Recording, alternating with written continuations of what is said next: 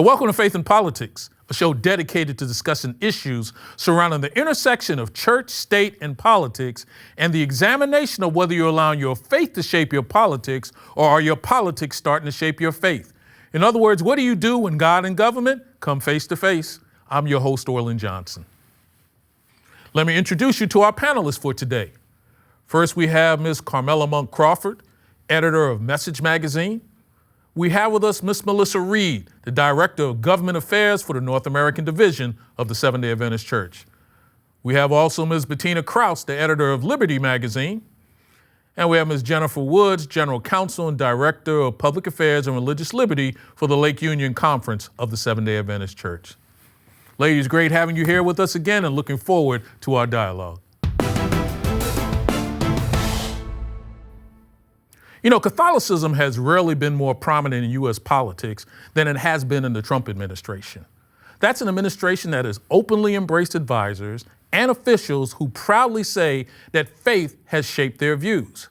However, there's a new Pope, Pope Leo, in which people think that although he's American, he does not seem to espouse the views of being America first. And the Make America Great movement seems to be very disappointed with this conclusion. The interesting thing is that many will say that the Catholic Church has moved a lot more to the right in the United States, and we have a new Pope who seems to be from Chicago that seems to view things more from the left. Bettina, when we start taking a look at things from an international perspective, we have a Pope that's based in Rome. However, he's the first Pope who was born in the United States. But it seems as though the politics in the United States, as it relates to Catholicism, seems to be a lot more right-wing when we have a leadership from the world church, as it relates to the Catholic Church, that seems to be a little bit more in another direction. How do you think he juxtaposes this, and what do you think this may mean for religious activities from a Catholicism standpoint in the U.S. and abroad? Well, Olin, I think you've put your finger right on it. I don't think this new baseball-loving American Pope is going to play ball, political ball with the MAGA movement. It's just not going to happen. I mean, early indications are he's going to be walking pretty closely in the footsteps of Francis, Pope Francis, his predecessor.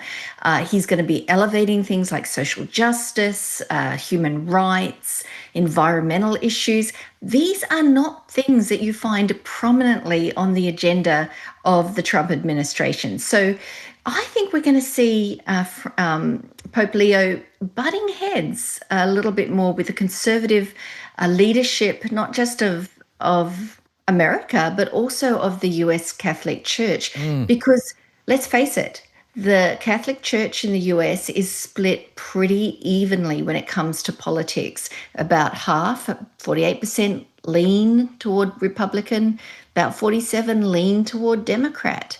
And so what those American Catholics are hearing and understanding from the Vatican, it's going to make a real difference to the political outcomes here in America, especially in those swing states, Pennsylvania, Wisconsin, Arizona.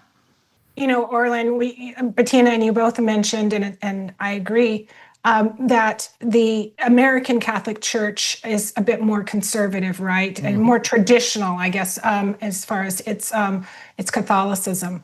But that said, we've already seen where the U.S. Catholic Church has taken positions or has established programs, and I'm thinking particularly of the immigration policy of the Trump administration, where they have a very different perspective, a different viewpoint, and have paid the political price as far as that goes. So to me, it's you know, we've always, in my lifetime, every pope that's been around has been in line with the United States president or administration in different areas, but in others different, right? And I think that's true of Pope Francis and the Trump administration. He's pro-life, right? Certainly that's a Trump administration value. But then we have, you know, besides the immigration issue, there's the climate issue, and he's spoken out against racism too, in a time where we see the Trump administration doing away with like DEI programs and things like that. So I think the difference is the consequences, or it's the presidential administration rather than the Pope, and what it means, because we're seeing an administration that does not take well to others seeing the world differently than they do. Right? There's retaliatory situations that occur. There's name calling that occurs. There is this, attempt to demean or diminish the impact, to punish, right? Those that view the world differently. So I think that's the big issue, is not so much what Pope Leo believes and what his priority issues are, but what the U.S. government's response is in that way. And I think that's the new thing that we're seeing.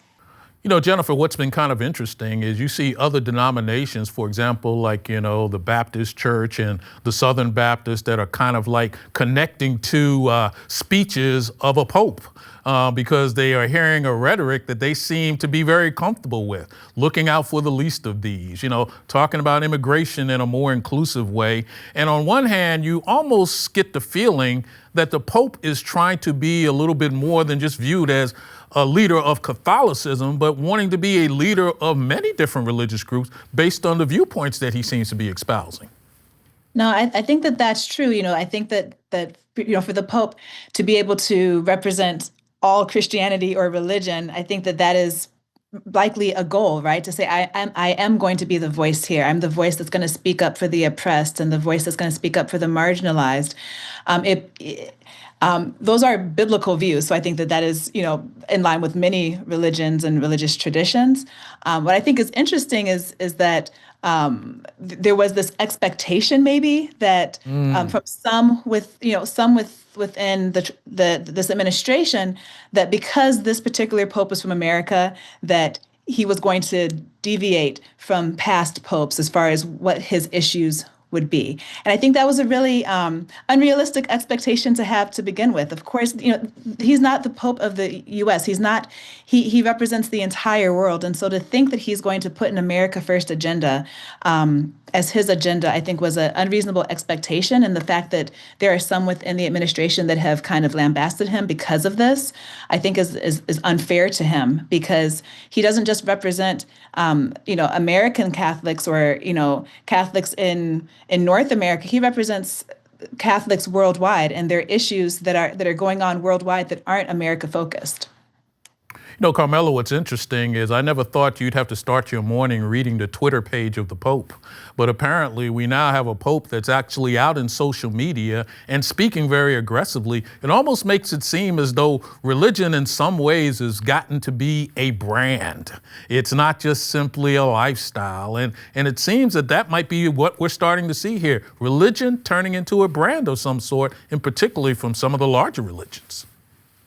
Yeah, that's unfortunate, isn't it? The idea that any consumer should shape the religious faith, especially of a world religion. That's concerning. Does the Trump administration, as Jennifer has said, did, and Melissa, was this an expectation that he would walk according to what their political views, their political platform, all of their interests? What is the expectation of every person who's on X or Twitter? Is he saying something I can jibe with and it makes me feel good? That is not how religion works. Okay, that's not how your faith works. All right, most people or many people believe in a standard, and in this case, we're talking biblical positions. And you see this man and his history, everything, the way he was brought up, the choices that he made in his life to align himself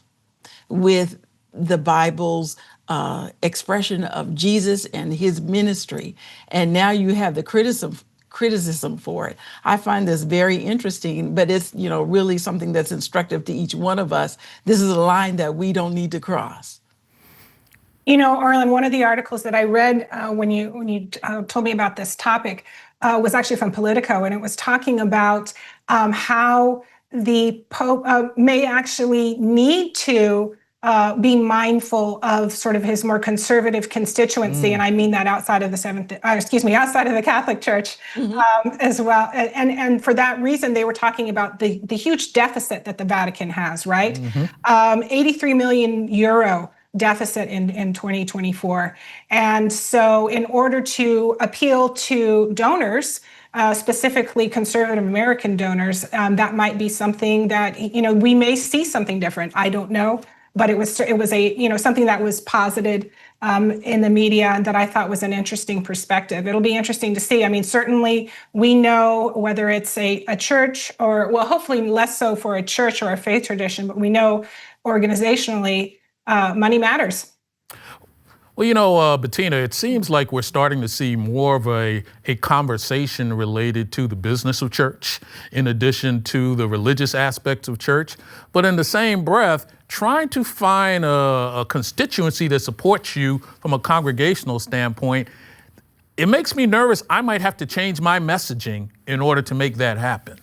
And that seems to be one of the struggles that we're feeling. Folk only want to hear what they want to hear, and you're almost creating your own religion, it seems. Well, this is not new, Orlan, because Catholicism in America has always had a really uneasy relationship with the Vatican. I mean, way back in the 19th century, later part of the 19th century, we had a Pope, Leo XIII, who issued an encyclical basically saying, Catholics in America, beware of what he called Americanism, which is, how Catholics relate to living in a Protestant majority country. So he called things like America's focus on individual liberties as something that, Catholics shouldn't be caught up in. Of course, that all switched in the 1960s, where you had Vatican II, the election of JFK to the American presidency. So, Orlan, as you say, the messages that go back and forth between, the most powerful, politically powerful, militarily powerful nation on earth, and many would say the most powerful religion on earth, the Vatican. It's always going to be this interplay, this back and forth between them that is always going to be fascinating to watch. Orlan, I'm listening to this and I'm thinking, yeah, it's a religion, but it's also a sovereign nation, right? And so again, that unrealistic expectation of the leader of a sovereign nation is expected to toe the party line for another nation. I say that's unrealistic, but then I'm looking at sort of other expectations by our current administration. And I think that is probably pretty true, that this is not just unique to the Catholic Church and this particular world leader. Well, when you take a look at this, and Carmela, I'll give you the last word on this, it seems as though if you're not looking out for your constituency, you may not even have a church anymore. And you almost have to shape your message in this day and time in order to please those who you want to show up at your churches. Yeah, unfortunately, this is not limited to the Catholic faith. Many a church, they let you know that if you preach the wrong sermon on a given day and it doesn't jibe with the certain donors, or many religious institutions, if it doesn't jibe with the certain donors, you're in trouble. That's the problem. That's the line we shouldn't be crossing. Well, it's going to be interesting to see how Pope Leo finds himself operating with a Catholic Church in America that seems to be leaning a little bit more right, and we've seen nothing to give us the impression that he's looking to get right of center in any way. There's a case that's entitled Hittle versus the City of Stockton, in which you have a gentleman by the name of Ron Hittle, who has served his community as a firefighter for 24 years. When he became fire chief several years ago, he did his best to improve the fire department, lead his staff effectively, but Hittle is also a devout Christian who sought to live out his faith in the workplace. Several years ago, the deputy city manager asked Hittle and his staff members to attend leadership training. Chief Hittle learned about this Willow Creek Global Leadership Summit from a secular business magazine, and he decided to attend because it was a renowned leadership seminar that featured a pop-up business school with stellar speakers from various worldwide views, including his own Christian worldview. Chief Hittle allowed 3 of his staff members who shared his Christian faith to join him, and he put his attendance on the public city calendar so his supervisors would be aware. I respect the fact that the fire chief likes the idea of going out and engaging in activities that may demonstrate his faith in some way. However, it seems as though a supervisor has the power to come back and say to him, what type of activities from a seminar standpoint are acceptable and not acceptable, depending on if they're Christian related or not Christian related.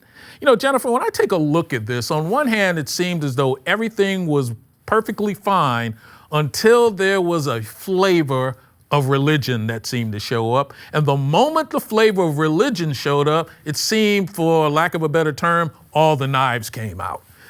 What are we looking at when we're seeing these type of cases that seem to be coming up over and over and over again? Everything seems fine till somehow you want to start talking about religion. It's interesting, Orlin, because Hittle, he said, he was let go because of his faith, that he was basically being discriminated against. But when you look at the facts of the case, when you look at the background, it actually shows that during these, from 2005 to 2011, when he was the chief, fire chief, that he had faced various allegations of misconduct. It wasn't just this one-time event that occurred of him attending this Willow Creek Leadership Summit. He was accused of misusing city time and resources for events, and failing to disclose conflicts of interest, and demonstrating poor leadership. And there were all these things that the city actually had written him up for. So when they let him go, and when he initiated his lawsuit, they actually provided him with over 200 pages documentation of all of the claims against him. And so he's saying all of this is pretextual. It's really because of his Christianity, because of his faith.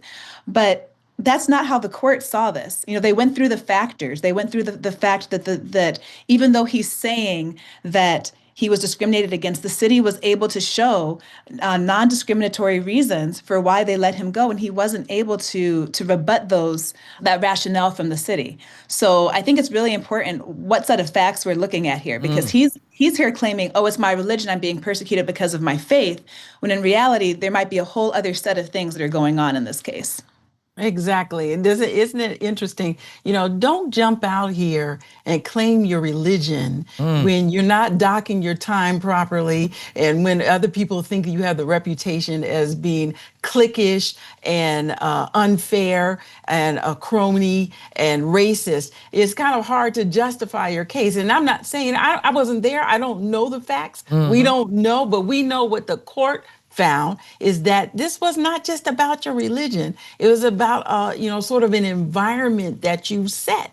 And I think this is very important right now as we're trying to, as we always talk about, balance how you live out your faith and how you work and blend and move in and around people who may not believe the way that you do. Was there an environment set up here that made it uncomfortable for other people, as he proclaimed? And not saying that there will not be times that your personal belief will come into conflict, but what was the overall environment like? I think that in this case, it wasn't his idea of being discriminated against because of his religion. Well, Orlin, can I just hop right in there? Please. And maybe I'm going to go out on a limb here, but I had the opportunity to interview Fire Chief Hittle some months back when his case was still pending. He had asked the Supreme Court to review his case, and it was still pending. I know he's probably very disappointed that he didn't get that opportunity to have the Supreme Court look at his case. And I think it's important to realize, number one, these are real people we're talking about here. His case had gone on for something like 14 years. It takes some courage and grit to hang in there with a case of that length. Second, the issue that was being brought to the Supreme Court for review was not the merits of the case. It was basically the question of how courts should look at summary judgment motions, how they should rule on requests for the court just simply to dismiss the case out of hand. And there's a very complicated framework, which no one wants to hear about, the McDonnell Douglas framework, which is this 3-point burden shifting framework, which quite frankly is causing havoc in the lower courts when it comes to assessing summary judgment motions in regard to discrimination cases. And so that was the specific thing he was asking the Supreme Court to review. And, you know, I think there was sufficient evidence there for him to make the case that there was religious discrimination involved, but he didn't get a chance to have that assessed. The substantive claims he was making were not being assessed because of this framework that he was asking the Supreme Court to review. Justice Gorsuch, Justice Thomas made a very good plea in their dissent from denial of cert, saying the Supreme Court has to deal with this burden-shifting framework. It's causing problems when it comes to discrimination, not just in religious cases, but in many other different categories of discrimination in the workplace. I agree fully. I agree with Bettina as well, and I'm glad she spoke before me because I actually was going to go into the details of the McDonnell Douglas test, but she mentioned that no one wanted to hear that, so I won't do that. But I completely agree that this gentleman should have been allowed his day in court, and you know then how the judge ruled would be how the judge ruled or whatever. But I think, you know, keeping it in the religious discrimination framework, and I think about my own faith tradition and the challenges that we have as far as church members in their Sabbath accommodation situations, I would be if I was, you know, one of those claimants, and again, you know, I think what Bettina mentioned as far as let's not forget that these are real people, because those are individuals I have interacted with, those individuals are wanting to honor their Sabbath, their holy day. And if a supervisor or employer recognizes or is antagonistic to that, but then comes up with other lesser reasons, but it's quite clear that that's the biggest reason. I mean, it is certainly there were other issues involved for the fire chief, but it was also immediately after he attended this conference and came home about it that action was taken. Right, this was obviously a significant contributing factor to why he was fired, right? So again, whether, you know, he should have been kept on or shouldn't, I think he deserved to stay in court. Well, you know, Jennifer, but what's a little tricky here, and this is what makes these type of arguments tough, you can't sometimes see clearly whether or not you think something is being shrouded in a quote unquote religious protection in a way that many people sometimes think that you have Christians crying wolf. You know, and I think part of the issues we have to be concerned with is ensuring that when you are making valid claims, that we also stand up very loudly against those that are actually using their Christianity as a sword as opposed to a shield. And I think that's kind of part of what is going on here. They couldn't really tell for some reason how serious he was. However, should they have been in a position where they actually had to try to figure that out? So, I mean, yeah, that's one of the issues here, right? Is that he's here, he's saying that his termination is because of his Christianity. But again, there are all these other factors, there are all these other events that took place. And, you know, ideally, even at the district court level, they are looking at both, like they are supposed to be looking at things in light of the moving party, right? So they shouldn't be giving summary judgment unless they're finding, even with all the facts taken in light, the most favorable to the party bringing the suit, that there's no cause of action, that there's no claim that he could actually bring forward. And so that's why I think the facts of this case are so important. And to be fair, I haven't read all the pages of the district court's summary judgment order, but I do think that it's really important that when these kinds of cases are brought, that it doesn't look like we're always trying to call, yell wolf, that we're not always trying to use our religious liberty rights as a sword and instead of using it as a shield. And I just wish that in this instance, and again, not knowing all of the facts, but reading the facts that I have before me, I wish it was a little bit clearer without all these other justifications from the employer as to why he was terminated. But the point remains, I think, that this framework that the courts use to assess these cases at the summary judgment stage, it's so extraordinarily complex, and there are so many places where bias, where confusion can enter into the equation, that it's an area of the law that needs clarity. It just does. And so, quite apart from the factual issues at play in this particular case, the Supreme Court needs at some point to step in and say, this is judge-made. This is a judge-made framework, and we need to really assess whether this is the appropriate way to deal with discrimination cases where pretext so often plays a decisive role in whether a case gets heard or not.